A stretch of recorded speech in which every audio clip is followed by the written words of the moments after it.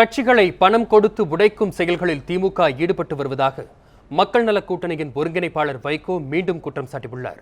சென்னை எழும்பூரில் செய்தியாளர்களிடம் பேசிய அவர் திமுகவின் செயல்கள் குறித்து தான் ஆதாரத்துடன் கூறியதாகவும் தெரிவித்தார்.